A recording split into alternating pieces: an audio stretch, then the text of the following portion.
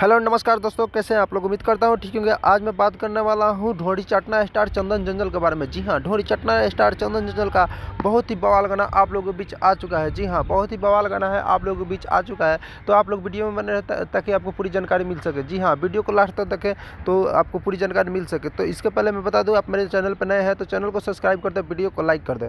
तो मैं आपको बता दूँ, चंदन चंचल यानी ढोरी चटना स्टार चंदन चंचल का गाना बहुत ही बवाल गाना आप लोगों के बीच आ चुका है। जी हाँ, गाने का बोल है ठंडी में कंडी काम न करे। जी हाँ, ठंडी में कंडी काम न करे गाने का बोल है। बहुत ही बवाल गाना है। यह बोका म्यूजिक प्रेजेंट यानी बोका म्यूजिक ऑफिशियल यूट्यूब चैनल पर इस गाने को रिलीज किया गया है। बहुत ही ज़बरदस्त गाना है। ढोरी चटना स्टार चंदन चंचल का यह गाना बहुत ही बवाल है। जैसे आप लोगों ने ढोरी चटना देवरा बा को प्यार दुलार दिया, वैसे ही इस गाने को प्यार दे, ठंडी में कंडी काम न करे। बहुत ही बवाल गाना होने वाला है। आप लोगों को क्या लगता है, चंदन चंचल का यह गाना बवाल करेगा कि नहीं करेगा? अपना राय नीचे कमेंट बॉक्स में जरूर बताएं।